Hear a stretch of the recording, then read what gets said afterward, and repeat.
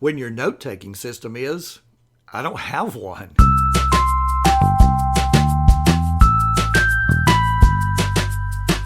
This post is the third in a series about developing a note-taking system. The first post shows what worked for me as a college student. The second post explores organizing academic notes and takes into account the digital resources with which students contend and the opportunities digital systems offer. In this post, we move from the world of academia to the world of work. What's different in the adult world? In school, we knew when the bell rang, note-taking was likely to begin. In fact, having our notebooks open when the tardy bell rang was a teacher expectation in many classes.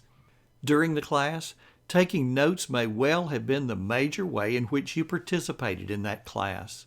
While you may have answered a question aloud here or there, your role was generally passive. Your job was to take notes. The contents of those notes would help you prepare for the test. In the academic world, you knew you would need those notes again, and you knew when. You would need them to study for the test given at the end of the week. You would need them once more to study for the final exam. In the adult world, our days include phone calls, meetings, and one-on-one conferences. Our roles in those scenarios are more active than what we experience in our academic classes. You're upholding your end of the phone conversation and offering your input in the meeting. It's also harder to tell what information you'll need later. And there's no teacher to tell you what to write down or what's going to be on the test. In the adult world, the test can come at any time. Unlike school, you can use your notes, provided the notes you have are any good. In teacher education classes, we were told that documentation would be important when we started our careers as teachers. It would be especially important to document our interactions with parents. The trouble was that nobody ever gave us a good way to go about documentation. My note-taking system was, I didn't have one. You would think after reading about my well-defined approach to note-taking as a student, I would start my teaching career with an equally well-defined approach to documentation. Not so. I tried different things. In the process, I found what didn't work. I tried typing up notes from phone calls or conferences with parents. Yes, those were the days when the typewriter was very much in its heyday. The trouble was, trying to remember what conversations had taken place during the day was difficult, and trying to remember the details was even more difficult. The entire process was too time-consuming. Most of all, I never really needed those notes. I did what most people do. I stopped documenting. I had better uses for my time than to type up a record of every phone call or conference.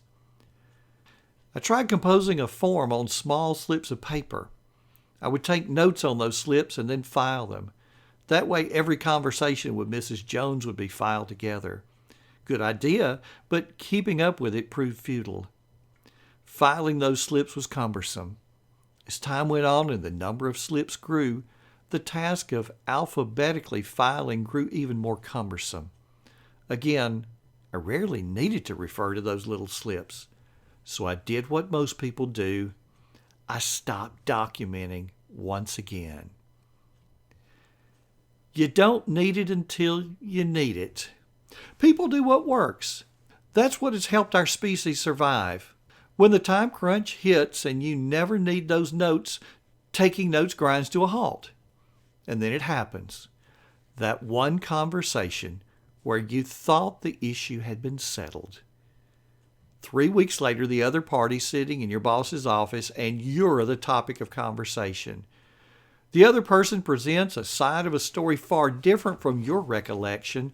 The only problem is that by now your recollection is none too good. What was said and what was promised are very hazy. It's hard to refute what's being said. If only you had documented that one.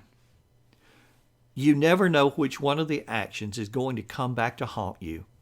What you and I need is a system for documentation that is so easy, we'll do it not for a day or a week or even a year, but for a lifetime. I didn't have a system like that.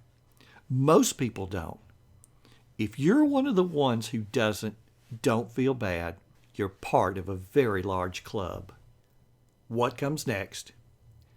In the next post, you're going to read about a system that is so simple you might actually use it.